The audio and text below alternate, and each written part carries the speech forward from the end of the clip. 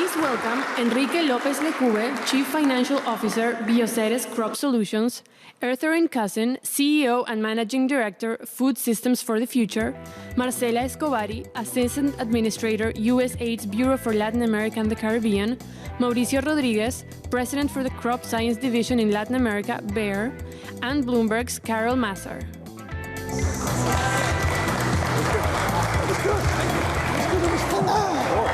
Yeah, it was. This panel should concern everyone in this room, in this world. It's all about, are we going to have enough food to feed everybody who's out there? And this is so topical and relates to so much. First of all, please send us your questions. I really want to incorporate them into the panel. And I do want to start with a poll real quickly. I have a question for all of you.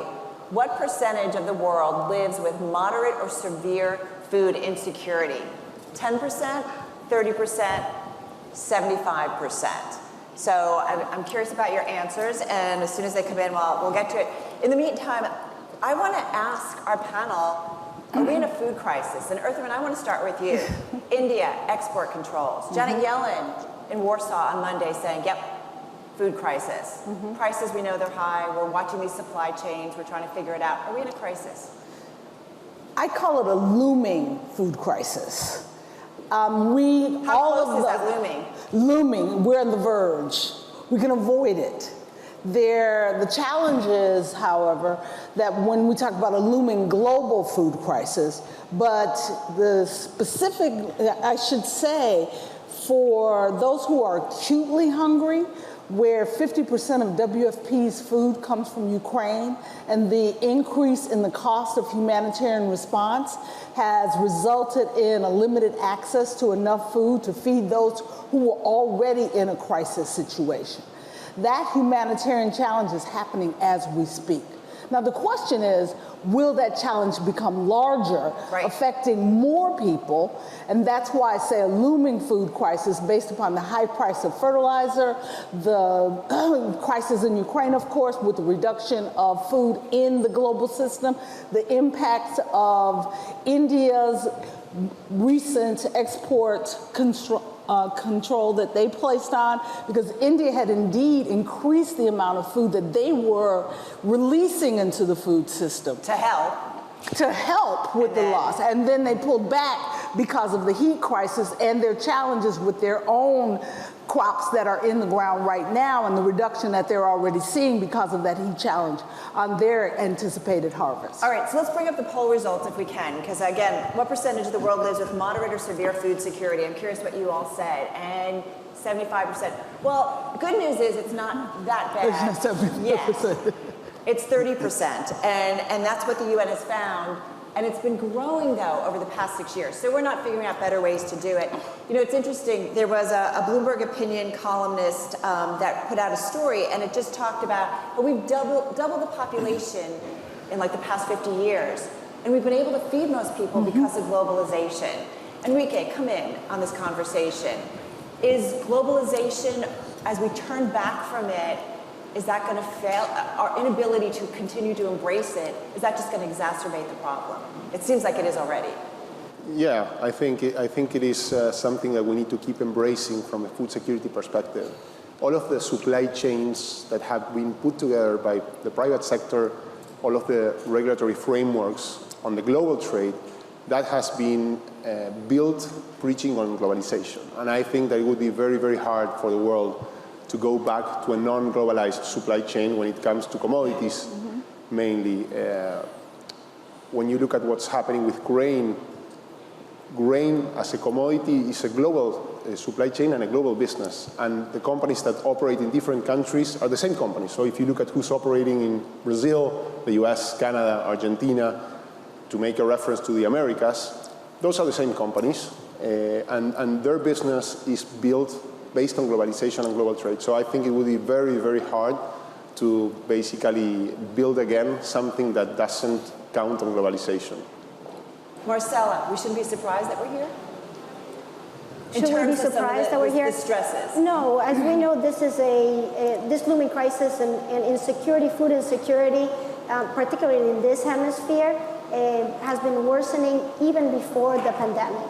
And just the pandemic and obviously the war in Ukraine have only aggravated it. And as Ertharin said, this is a triple whammy, right? Food, fuel, funding, three things that are hitting the region in full force. And I would say climate change, even though it doesn't start with an F, is also something that's affecting the food crisis. Mauricio, come in on it in terms of your perspective and what you're seeing. Yeah, so just building on what has been already said, it's a continuation of what we were already experiencing with climate change. Certainly the COVID situation didn't help at all. And now the conflict on top of all of that. So at the end of the day, I feel like we are in a situation that we need to collaborate more in order to figure out some alternatives for getting out of this situation. And maybe that's the time for private and public sectors to be more closer together so that we focus on new alternatives and solutions for this. Well, are we seeing collaboration, Ertharin? We're talking about it. We're not seeing enough of it yet. The reality is... What's the talk? What is the talk? The talk is a recognition that public and private sectors need to work together more in preemptive action to support getting the necessary seeds and tools and capacity to smallholder farmers to support an increase in production in regional and local production and trade and food transport in the regional and local areas to support the losses of production or losses of commodities in the global system. So there's talk about it.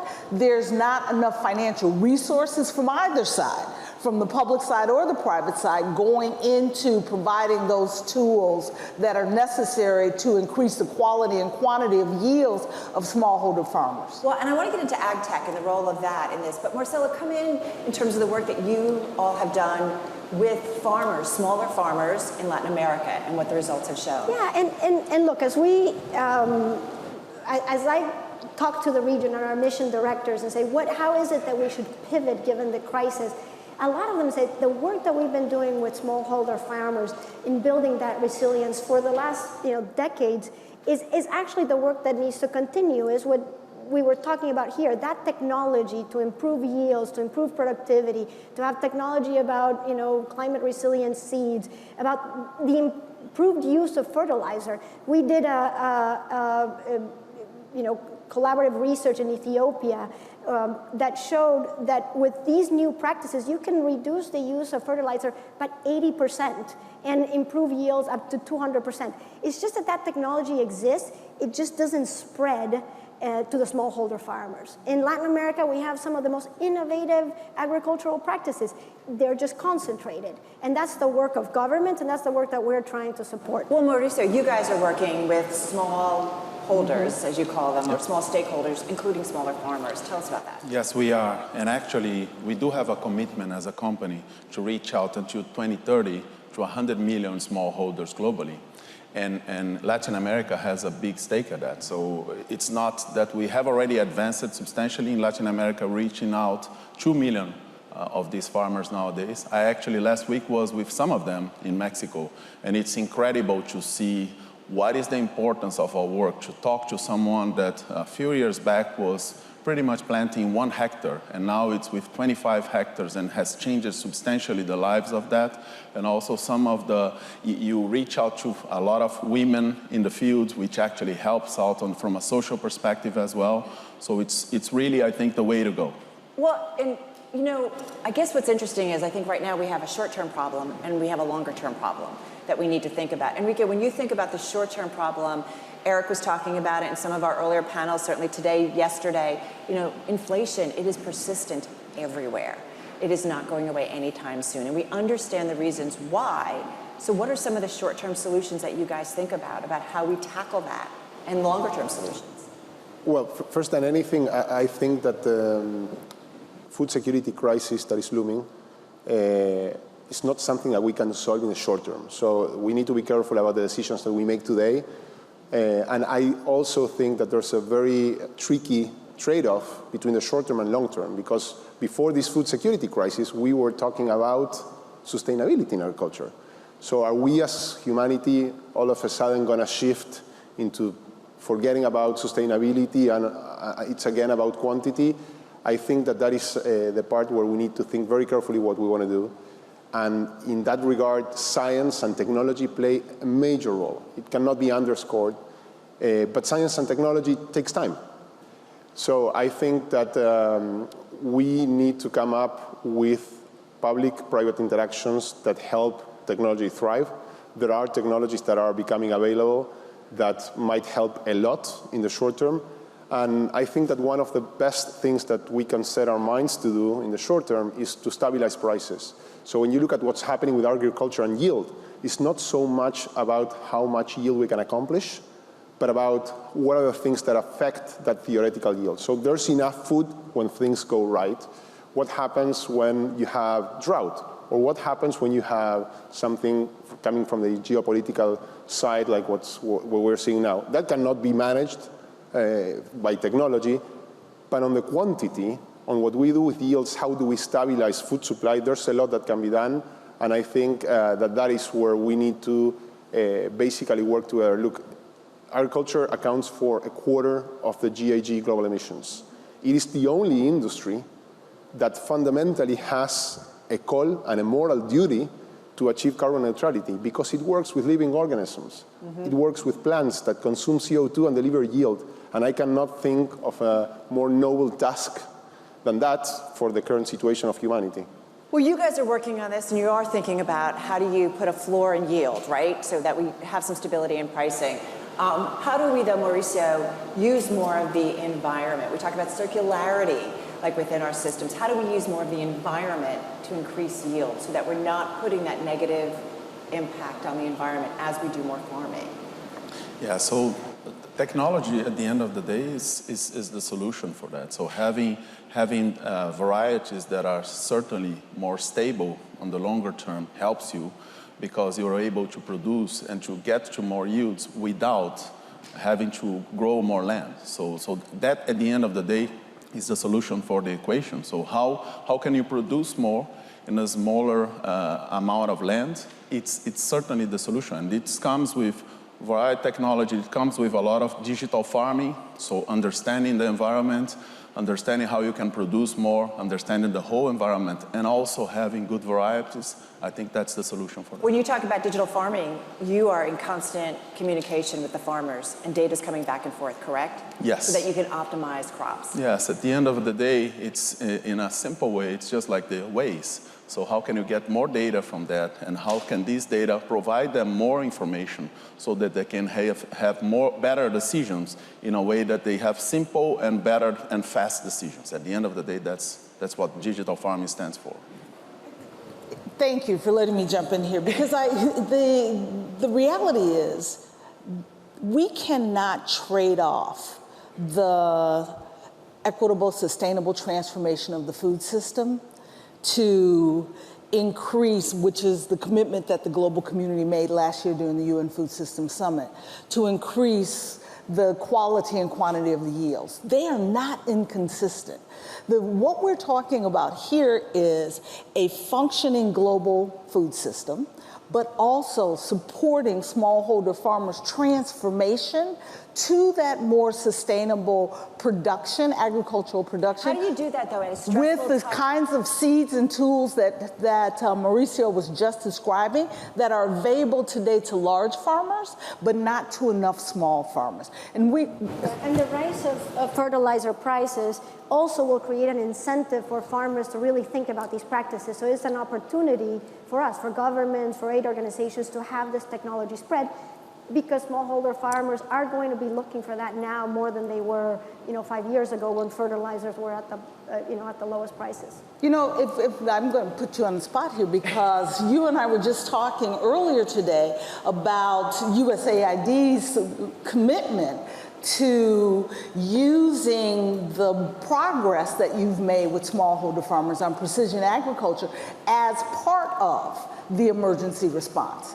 You performing that preemptive action with smallholder farmers, beginning to accelerate and increase their knowledge about precision agriculture, the tools to support precision agriculture that will give them the capacity to increase the quality of their yields, but also addressing the challenges of doing it in a much more environmentally friendly way with less water, less fertilizer, better seeds that can change their production from how they produce, but also increase what they produce. I mean, it sounds like we have the tools. We have the understanding of how to do this. Why isn't it happening faster?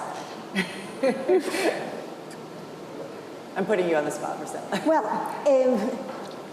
first of all, I think it needs to be an issue of focus, right? And this is something that is the role of government and private sector together, right? The private sector is going to innovate, and it is government's role to make sure that that innovation spreads, right? And that's not the case, not only with agriculture, but other things in the region. So I think this is an opportunity, not just because this is an ag region where a high percentage of the population relies on their livelihoods on agriculture, but it also, as Ertharin said, these smallholder farmers could be the source of a solution for affordable food and for the reduction of the numbers that you just showed. So do we have to think about, we talked about globalization to begin with, do we need to think about a world going forward that Russia, Ukraine, China, they're not the contributors that they were because of the political instability? Do we need to think about the other sources that are out there in a much more sustainable, longer standing way? Well, is there this dramatic shift that we really were talking about the potential nearshoring of food systems. We're talking about nearshoring for semiconductors, for machinery. Why not think about the importance of nearshoring for this hemisphere of food systems? I think that's an opportunity. But what do you do, like Enrique, we've talked about Africa, and you said lots of land, but there's a lot lacking in terms of it being a big producer, right, when it comes to the food chain. Absolutely. I think that in a crisis like the one that we're facing now, you need to find the right tool for the right place, and that doesn't apply to everything. So we cannot come up with one single rule. This is obviously a complex issue. So when you look at Africa, from an agronomic perspective, land is probably as good as in Latin America. When you look at the infrastructure, it's probably at zero in some countries. In other countries, it's more advanced. Africa is a very big continent, and it's unfair to say that they have not made advancements. There are some countries that have, but they are still very far away from the other big land countries in the world, like the US, Canada, Brazil, Argentina, and until now, Ukraine and Russia. So I do think that there might be a very important role for small farming to play in places like Africa, and I do think that there's where private companies that have technologies need to work hand by hand with the public sector to make those available. Now, are you going to apply that same effort and those same resources to Latin America, where we have a surplus of food? Maybe it's less important. And I think that at the end of the day, we cannot, in the short term, think of a world without Ukraine and Russia supplying something. It doesn't have to be what it was now, but I do think that the international community needs to make efforts to allow Ukraine to export what they have now, to help them keep farming. And at some point, Russia will need to also pump some food into the system, because they have become in the last 10 years a very important part of that. I do think that in the medium term and long term, we can probably minimize the importance of a region that has proven to be unstable by increasing the yield floor again in Latin America. And I do think this is a new economic gateway for Latin America. I think that we have been given an enormous opportunity to play a major role in the food security system. We need to step up, and that also calls for avoiding populist decisions, which is something that was discussed yesterday, right? I mean, this food security crisis calls for populist decisions that might be very easily at hand. You know, you asked the question about why we haven't done it yet. Part of the challenge has been that the investments by private sector in the agriculture sector, whether we're talking farms or across the sector, logistics, in the food waste areas, the $16.3 billion in venture funding came into Latin America last year. It was more than the previous decade, but not in ag. But not in ag. And because ag is it's much slower to return investments, and there's a much greater risk factor. And private sector goes where there's less risk and more return at a faster pace. What we need is blended capital stacks that allow more private sector capital to come into the space, de-risking that capital through government support of the capital stack that will provide us with an opportunity to generate more of that blended capital that is necessary to support agriculture investments across the entire food system and including smallholder farmers. Yeah, one of our most successful programs in Colombia was providing loan guarantees to allow over $1 billion in funding from commercial banks to smallholder farmers in conflict areas. So, we do play that role of being able to de-risk some of the capital, but there's not enough of that funding going to smallholder farmers. It needs to be many times that. So go ahead, Maurício. No, I just wanted you mentioned before, why can't we go faster? And I just wanted also to recognize the advancements that have happened, because if you look back, when we talk about innovations and some of these new technologies, like 5-10 years ago, the level of advancement that we had as an agricultural sector, it was not even close to where we are now. So the level of acceptance of new technologies, the level of understanding and development and collaboration has increased substantially. What we need to do now is that this is highly concentrated in some of the big growers and so on. Now the challenge is, how do we make that affordable and how do we make that accessible for a much larger group of farmers? And that's the real challenge for me now, because the technology acceptance is there, the development is there. Companies like ours are very well defined now in saying we cannot innovate if it's not sustainable and if it's not linked to digital transformation. So that message is there and it's accepted. The challenge now is, how do we make that affordable and accessible for a larger group of farmers? So, all right, let me pose that question. How do we make it affordable? And I want to roll in a question from the audience. What are the actions that governments and large companies can take to support small-scale farmers who play a role in global food production as they seek to manage uncertainties? I mean, you all have stressed how important the smaller farmer is in this massive global crisis. So what are the actions that governments and large companies can take? Who wants to start? I think we've talked about much of that already. It's about... But if there's one you could say that we could change right now today. If there's one action that governments or large companies could take today that would make you think a significant difference in terms of our global food supply and helping smaller farmers. So if I could jump in. Please. First thing for us, it was the commitment. So having the commitment changed substantially the priority. So once we said we need to reach out to 100 million farmers, smallholders, until 2030, it directed all the efforts. And we're seeing that curve grow substantially, because then you funnel your efforts to make that happen. And you start to understand, because different from selling to a big grower, that you don't have the same financing problems, you don't have the same logistic challenge and so on. You need to deep dive and focus your intelligence in making that happen. And once we started that, we have grown that curve substantially. As I said, we are roughly now at 2 million farmers. We want to reach out to 3.5 to 4 million farmers in a few years, but we have already gone through that. So I think focus and priority makes you have all the necessary resources for you to make that happen. So the focus has led to action. Yes. Like you've seen it. And let me just point out how important that 100 million number is in the smallholder farmer community. There are 500 million smallholder farmers. A commitment to support 100 million, that's a fifth of all the farmers in the world. That's massive. And we need to remember that smallholders, despite the importance of the international trade system, produce 80% of all the food that is consumed in the countries where they grow and work.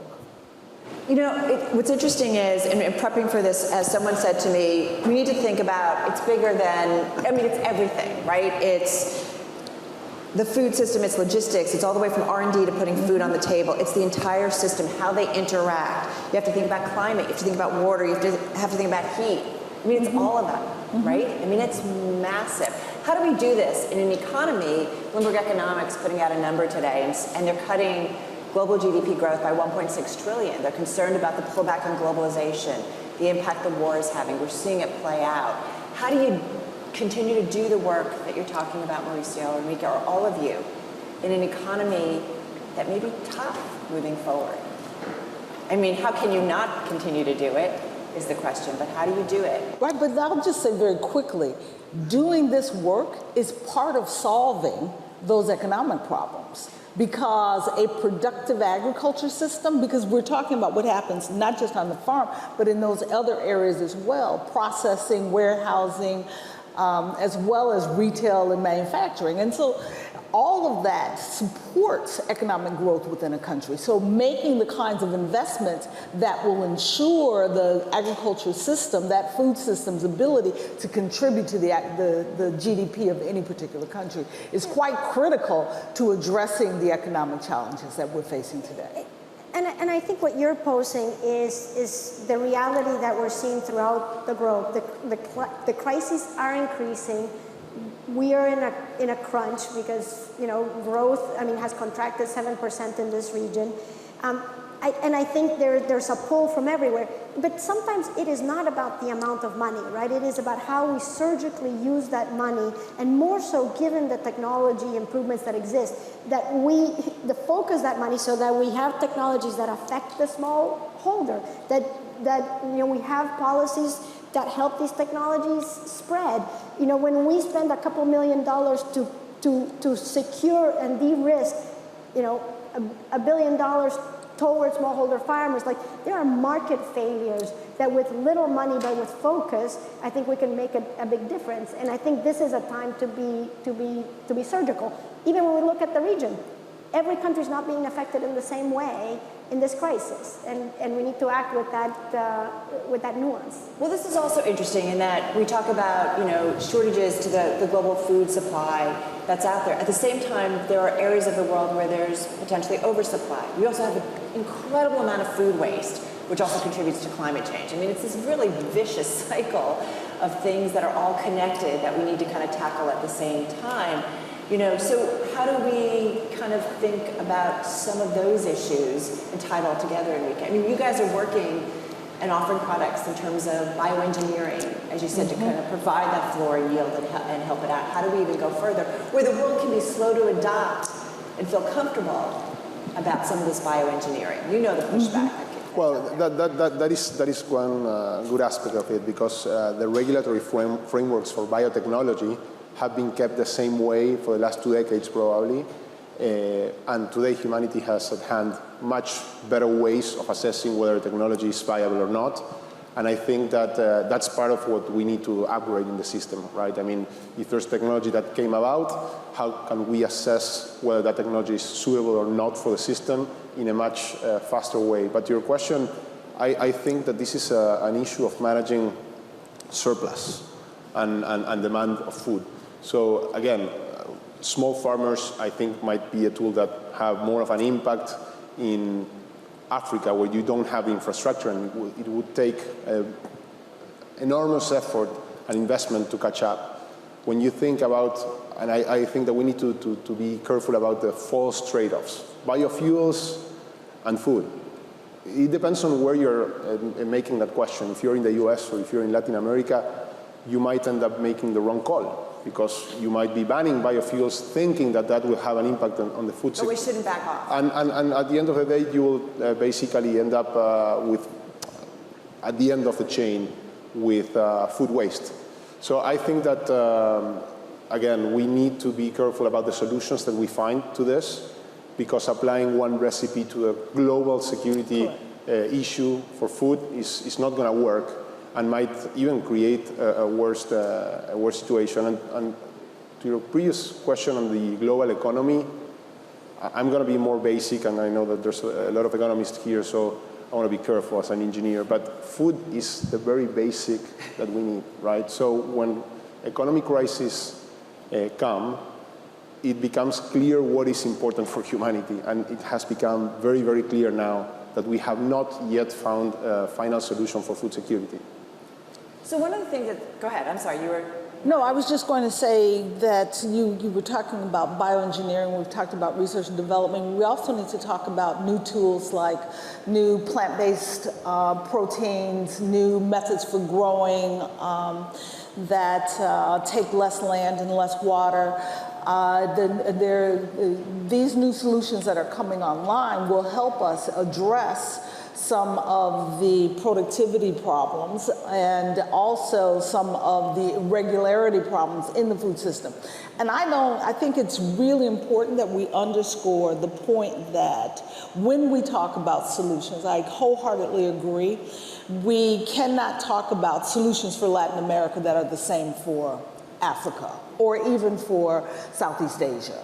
That the food system is complex in every point of the system, and our solutions must be context specific. But we know that there's some basic tools, whether it's new seeds, digitals, biologicals, plant-based proteins, BSFL, black soldier fly larvae, support for feed, animal feed, all of those kinds of solutions that are coming online create a toolkit that we can draw from if we invest in appropriately in different parts of the world. So, go ahead, please. No, one point on the bigger picture that you both touched on, as you know, we go in the micro on these innovations, but I think the food crisis or looming food crisis shows it's another example of the interdependence of markets, right? And most of our problems are becoming such. The climate change, immigration, which we're going to talk about this afternoon, the food crisis, and there is such a temptation for the populist approach, for the export controls that are so nocive, so counterproductive for a long-term solution. And you know, as unpopular as these institutions, global institutions and regional institutions are, I think we need them more than ever to help us coordinate, to help us understand that it looks very different. This could be an opportunity for the Argentinas and Brazils, right, but we need to think about the needs of the net importers. And so we need to think about it globally, but at least regionally to find real solutions. And I do think we sometimes lack these regional entities that help us think about this way. So what hope do the four of you have that the global organizations, as increasingly nations are looking inward, will work together on these solutions? Do you have hope? Do all of you hope? I do. Yes, I do. Sure. Audience, you have hope that global organizations come together? It's not a question of will they? They must. We have to. There's not a. This is not an elective. Well, the other thing is we know that when there is high prices or global or food instability, it does lead to political instability, right? So governments are going to be increasingly they are dealing with that. So okay, we have about 3.5 minutes left. How do we? One thing I love about New Economy, it's bringing the right voices together around a stage to figure out solutions. So what more, Maurício, should we do? What do we need to be focusing on? If you had to ask maybe somebody on this panel or somebody in the world when it comes to global food supplies to do something, what would it be? Yeah, so this was touched here. So how do we think about even to put together the acceptance of the new technologies? How do we get to this point that we can leverage those and at the same time focus on sustainability? So how do we, as a group, instead of being focused on populist actions or something like that, how do we really focus on the scientists on that and focus on how do we leverage the technologies that are available to continue to be sustainable? And as I think Enrique mentioned that before, in a crisis mode that you don't start to say, now I'm going to focus on producing and forget about sustainability because you focus too much on the short term, you do not allow the medium to long term. So how do you maintain that focus and continue to develop on and leverage on what you currently have and the technologies that are coming? And in this place, the governments play a very important role as well. Marcela. To reinforce that, I think we can't go from crisis to crisis. We can't be short-termist on this issue too. And I think as governments, as the U.S. government and regional governments, we can walk and chew gum at the same time, in that we can deal with these issues and at the same time make the investments that we need to do for the long term. I would suggest embracing the commitments that we've made to creating a sustainable food system from farm to fork that supports our environment, our human health, and the economic return to all actors across the food system, which will require us to ensure that we are embracing new forms of capital so that all the tools that come online are available to all of the actors across the food system, regardless of whether you're a poor consumer or a poor farmer, that you have the ability to access the tools that will provide for the affordable, nutritious food. Enrique. I would say that there's still work that needs to be done from a capital perspective on providing sustainable capital to our culture. Our culture has, as I was saying, a strong mandate to not only provide food to the world, but also become a huge carbon consumer. That requires capital, and I think that there's still a lot of work that needs to be done in the financial system to separate the real initiatives that are having a real impact from the greenwashing that we're used to seeing. And that capital can be very efficient at helping our culture transition faster to more stable yields and to more CO2 consumption. So if anything, I would say that that is where I still see there's work that needs to be done in the global system. We're going to have to leave it at that note. You guys have all given us so much to think about. So thank you all so much. Let's give our panel a round of applause. Thank you, everyone.